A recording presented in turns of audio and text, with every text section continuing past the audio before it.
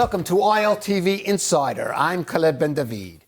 Well, Israel's election season is now officially on, with the Knesset deciding this week it will hold its next elections on October 27th. And while there's no shortage of issues for voters to ponder, it really boils down to one key question. Will Prime Minister Benjamin Netanyahu continue his unprecedented run as Israel's leader, or finally be replaced by former IDF Chief of Staff Gadi Eisenkot? Well, the latest polls show that Eisenkot's Yashar party holds a narrow lead over Netanyahu's Likud faction, but neither contender has yet a clear path to forming the Knesset majority they will need to form a government. Well, we have with us two veteran observers of the Israeli political scene, Ruthie Bloom, now a senior editor at JNS, and Dan Perry, former editor at the Associated Press. Dan, Ruthie, thank you so much for joining us. Ruthie, I can't tell you how many times pundits have written the political obituary of Prime Minister Netanyahu. He's always beaten the odds. He's the Houdini of Israeli politics. But now, how worried or not should he be going into this round of election?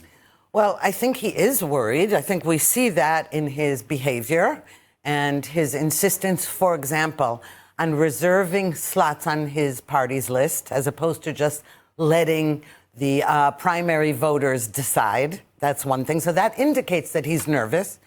And also, listen, he's no spring chicken. We all know that, even though many of the world have called him, Israel's greatest leader in history.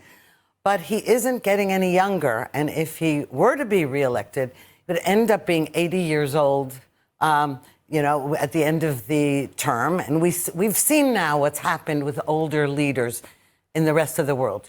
So I think that doesn't mean that he's going to not try to win, but he definitely is. It seems like this will be his last run if he wins or if he doesn't. That will certainly motivate him to go all out. Dan, but let's talk about his opposition, Gadi Eisenkot. I think for a lot of our viewers, our foreign viewers, they may know very little about Gadi Eisenkot. And I think there are a lot of Israelis who know his military career, but maybe are not even sure about where he stands politically. How do you explain who he is and his really, I would say, almost meteoric rise to be the main challenger to Prime Minister Netanyahu? Gadi Eisenkot, as we know, is a former head of the military that, at least throughout Israel's history, meant something. People respect it. And like most of the heads of the military, he is a classic centrist Zionist, centrist left Zionist, who believes in Israel's need to be a Jewish majority democracy and would like to fix the problem whereby Israel's marching now seemingly blindly towards being a binational, not democratic state because of the imbroglio and the enmeshing together of Israel and the West Bank. So that's who he is. It's not complicated, but there's also another thing. He is he would be the first non-Ashkenazic, non-European descended Jew in Israel to become prime minister. Right. We should mention it coming from Moroccan background in Israel. What we call in Israel Mizrahi. Some people abroad would call that Sephardi. Yeah, now, I'm sure, would not want that to be his ticket. But it would be naive not to think that since there is something of a leaning to the right by people of Sephardic Mizrahi background, that this might not tempt some of them to move over. The opposition beyond that has, in recent years, suffered from not appearing to have a clear leader. And I believe they welcome the fact that a man like Eisenkot, who projects decorum and decency and moderation, and also has his personal background. And by the way, he lost a son in the war and was fighting in Gaza. In Gaza, was very dignified about it. That may factor in as well. I think there is a clear difference now that there is a popular, credible alternative to Netanyahu. And beyond that, and I guess we'll get into this a bit later, but the polls suggest for the first time in many decades, not just a possible victory by the opposition, but one that could be crushing. And that changes the dynamic and makes this whole election very interesting. Well, I'm not sure I see the poll suggest crushing at this point. I can explain. But I do want to say, I mean, a lot of what you just described could have described, for example, Benny Gantz a few years ago, except for the fact that he was not Sephardi or Mizrahi. How much of that a factor or not is, Ruthie? We should note the Likud, even though has always been led by Ashkenazi Jews, has always been perceived as the party of the second Israel, especially the Mizrahi Sephardic community in Israel. That's true. Now, what's interesting about Eisenkot is, from what I've heard, I don't know him personally, he's a very decent guy, very nice guy, etc. Also, the whole country mourned along with him when he not only lost his son, but his nephew in the war in Gaza. And but here's the thing. What's reminiscent of Benny Gantz is that the Israeli public, even those who support Netanyahu, have said repeatedly, well, maybe it's time. It's time to replace Netanyahu. It's been so long. And we've seen in other countries. After a certain point, we saw it with leaders like Harper. We saw it with other leaders. After they passed the 10-year mark, the public starts to say, maybe we need a change. So Benny Gantz was that change a few years ago, and now he's barely, according to polls, can't even pass the electoral threshold without some kind of maneuver. So my theory is that Eisenkot is just that guy. He's the flavor of the flavor of the month, as we say, because he is a decent person. And yes, he is a Zionist, but here's the thing. He really isn't on the right side of the political spectrum based on his policies over the past and statements he's made.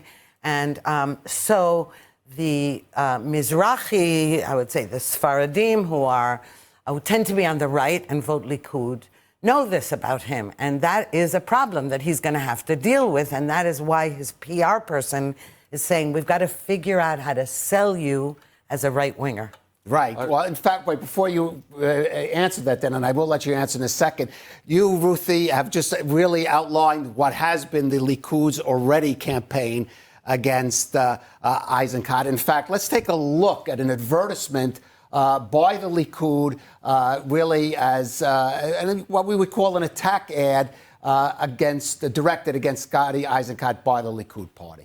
איזנקוט נטש ממשלת חירום לאומית בזמן מלחמה. נסיים את המהלך ברפיח. אם היינו מקשיבים לו, לא היינו מחסלים את נף, הנייה, סינואר, נסראללה, חמינאי, ולא היינו משיגים את מבצע הפיפרי, החזרת כל החטופים, כיבוש כתר החרמון, תקיפות באיראן, שליטה על 70% מרצועת עזה, רצועת ביטחון בלבנון.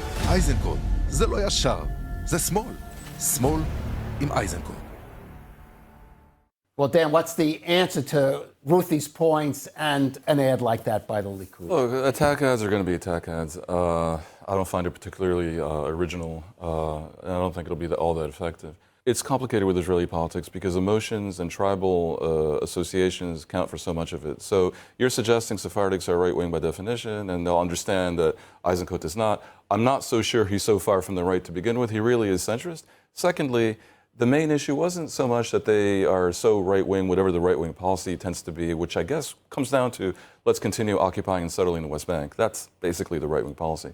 But rather their emotional attachment to Likud because of an ancient antipathy towards the old Labour Party and its successors, that Eisenkot may be able to break because he's not the Labour Party. And he's clearly not the old Ashkenazic elite. He's something else. And he basically stands for, and you're a woman of the issues, I know this, he stands for an issue that says the government that was in charge on October 7th, the biggest catastrophe to ever befall the Israeli people, and can in any way be attached to that, and you can make that argument, you could also argue against it, but you can say, with responsibility comes accountability, should not have clung to power, almost pathologically the way Netanyahu did, should not be running again, should not be delaying a proper investigative commission. This is why when I say that the opposition may win crushingly, I mean the following thing. This may seem like inside baseball, but please let me. Since the 70s, Israeli elections have come down to two blocs that each are trying to get 61 out of 120 in the Knesset. The Likud and the far right and the religious versus the center-left Arabs. And a center-left victory always included the Arab parties also, including Rabin's. There's no way around it. That's what it was, 2 blocks. Now, the center-left Arab bloc today is polling at 70 to 71 seats. Likud and its allies are polling at 49 to 50 seats. That is unprecedented. I do not recall weeks or months before the election seeing any such thing. And in fact, the last many elections have more or less come down to 60-60 in terms of the vote was split. And the vote now is showing a 15 to 20% point advantage to the opposition. And this is because the judicial reforms, which I would call an overhaul, that I know you support, were not popular. The idea that the government should pretty much not be constrained in its use or abuse of power was not popular. And the polls shifted to 70-50 pretty much immediately when that happened. And of course, Netanyahu's machinations around clinging like mad to power after October 7th were not popular. And so the 70-50 split has been in place since about mid-2023. Now, you could argue it's wrong. You could say the polls don't represent, but I know the polls are generally right. So Netanyahu has done a number of things, and the main one was to completely delegitimize the Arab parties. I don't think this will work. If he ends up getting around 50 out of 120, and the opposition with the Arabs has 70, the opposition will form the government. Okay, but I do want to point out, Dan, that while Gadi Eisenkot has not ruled out a government with some of the Arab parties, presumably the one that is perceived as the most moderate, there are some of his own coalition partners or potential that do object. But there's an explanation. They're not totally suicidal, so why would they do that? Because they would prefer to do what Rabin did, which is to say, yeah, we obviously won the election with the Arab parties, but we won't put them in a coalition. We won't depend on them, and then they will try to tempt over some other parties and from the right who lost the election. And by the way, one possible coalition partner that would resolve this would be a Bibi-less Likud. And I think that's a possibility.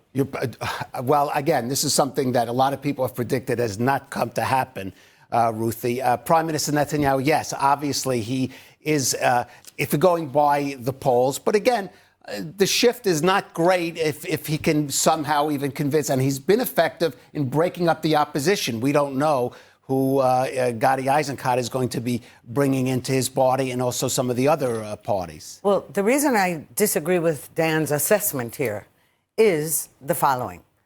The October 7th massacre caused a nationwide trauma, of course, and we've been in trauma ever since then. And yes, Netanyahu's government was in power on October 7th. However, one of the reasons that even those who said anybody associated with that massacre has got to go is that everybody in Israeli politics, in the Israeli army and in their security services, in the lead up to the October 7th massacre, were guilty. All of these people were guilty to some extent of saying that Hamas was deterred. Policies based on a false premise that not only Netanyahu held. Now, why I say, I perceive, one second, I perceived a lot of people said after October 7th that Netanyahu was toast and it's all finished. But many of those same people said, thank God he was prime minister after October 7th, because what he did in Gaza, what he has done with Iran, with the United States, with Gaza, with Lebanon, thank God he's been prime minister. Right, and that's what the ad is. That was what the ad. Whether or not you agree with that, the polls. Now, the polls you were referring to are not. That is one set of polls. There's another set of polls that has the Likud getting 30 seats. They're not equivalent. The polls that don't show the huge advantage, and I mentioned for the opposition, are clear propaganda polls. But anyway, no, but it doesn't. I need to respond to that. If just, I'll make it short. Okay. I understand. What arguments did they have on October 7th when they preside over such a cataclysm? They're going to say, well, everyone's to blame. When everyone's to blame, then no one's to blame. They claimed all their predecessors were to blame. Well, the predecessors were in power for about a year and a half. Netanyahu was in power for 16 years. The streets would have been on fire.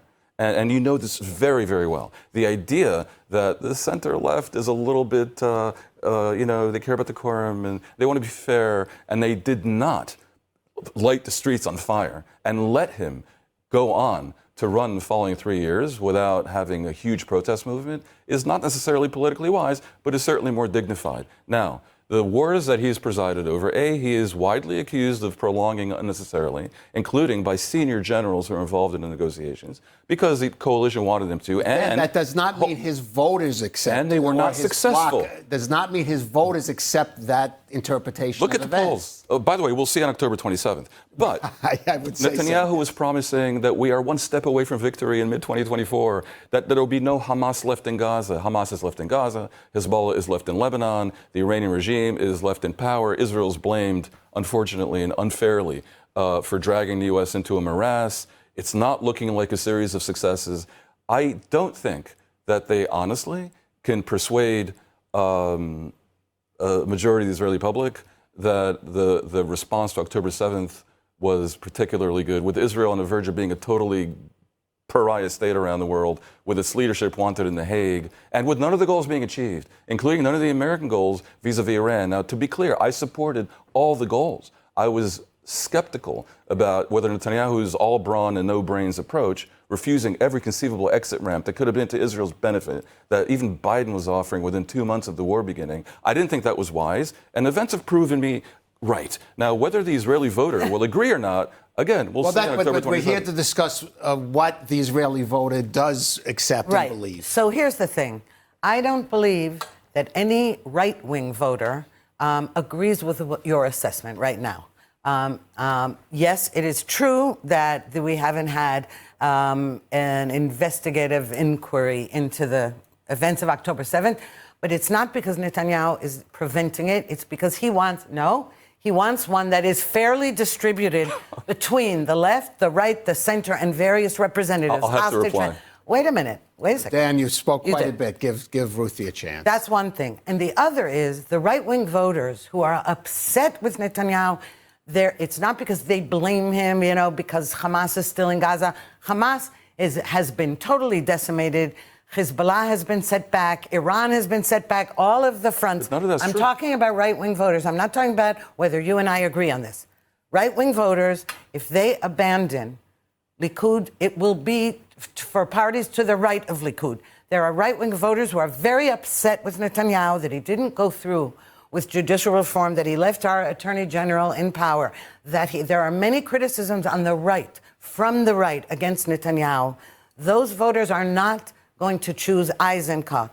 And everything you said about Netanyahu being in power all these years, it's true. But all those generals, including Eisenkot, were feeding him as well the false, what we call the conceptia. Okay, I'm going into it because I don't want to go and go back over the history reaction again. Right. I want to talk about the election. And I want to hear from both of you briefly.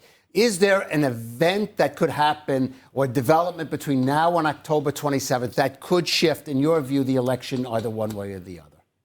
Oh, the only thing that would legitimately shift the election one way or the other is a monumental success, the Iranian regime collapsing, an agreement by Hamas to disarm in Gaza, something of that nature, a peace treaty with Lebanon. All of a sudden, the litany of failure that I just described, and I think fairly, and I didn't even get halfway to the list of failures I might have described, that will look different if those things happen. The other possibility is, and I hate to say this, but some security cataclysm, which some people will accuse Netanyahu of having encouraged and maybe even engineered, like rioting between Jews and Arabs in Israel, something catastrophic that would inflame spirits, maybe even justify delay the election. All these kinds of things are on a table. Sad to say, I don't rule out anything. And Netanyahu is a very clever politician and manipulator of events. It ain't over till it's over. Okay, I want same question to you, Ruthie. You can respond to that. But also, there is another factor here, which is we have a U.S. president that has involved himself in Israeli politics to an unprecedented degree. What impact or not do you think Donald Trump could have on this coming election? And I'm not even going to make a prediction about how he might eventually choose. Well, it's a double-edged sword, that support from Trump, because for one thing, he really has been the best friend that Israel has ever had in the White House. But then he goes up and down. Trump, he gives everybody whiplash. One day he's tweeting this, the next day that. He's critical of Netanyahu. He showers him with praise. And it is true that the thing is that the Israeli election is happening a week before the U.S. midterms. Yeah, the congressional election. So there's no getting around the fact that this business with the United States has an effect on the Israeli election. But I'm going to say this again. I'm analyzing. I'm not talking about my specific opinion right now. That there is nobody I know on the right, and certainly not traditional Likud voters, who would ever believe for 1 second that Netanyahu, who is a brilliant politician, and yes, he's a manipulator, et cetera, as politicians are, good politicians are, that he would ever orchestrate riots or ever orchestrate. The only people in Israel we on the right see as orchestrating riots are on the left. That, taking to the streets, actually the right wing doesn't take to the streets so much. The right wing tends not to be vocal. All I'm saying is that there is nobody I know on the right who would ever believe for a second that Netanyahu would endanger anybody, orchestrate something in order to get reelected. That's all. I just say on the other side, what about the talk of some kind of either peace deal, an agreement with Lebanon, bringing another partner into the Abraham Accords, which is something that President Trump himself was surely going to be pushing for, moving to the elections, both elections. Yeah, no, that of course would have an effect. But we don't know, we absolutely don't know, because again, there is also an element in Israeli society of being weary of seeing the same politicians at the helm. There is that, without regard to how people feel specifically about Netanyahu, that a lot of times you talk to people, Israelis will say, yeah, he's great, but we need new blood. We need new, there's a lot of that talk as well. And this doesn't have to do with attacking him or blaming him for all kinds of things. I have a question. Do you see Netanyahu We have 30 seconds. Pulling a Viktor Orban? And if the results are according to the current polls, and they get like 50 seats, and it's clear that the opposition plus the Arabs won, would he just go away and concede defeat? Or would we see Likud flooding the zone with claims of fraud to try to somehow stay in power? No. Or inciting against any government that depends on the Arabs. Okay. No monkey business. I say no. I just say no. I don't see that happening at all. Business. Nope. All right. Nope. All right. Well, all right. Well, listen, we will be wiser towards October 7th. We have many more months. 27th. I'm sorry, 27th, yes. We will certainly be a lot more wiser going into the election, but it is clear that this is going to be, for Prime Minister Benjamin Netanyahu, I would say probably the fight of his political career until now. And as you said, Ruthie, potentially this will be his final hurrah, at least in terms of one more victory to pull out in his long career. And it's going to be fascinating to follow it along. And I hope that Dan Perry and Ruthie Bloom, you'll continue to be with us. I'm Caleb Ben David. And thank you for joining us here on ILTV Insider.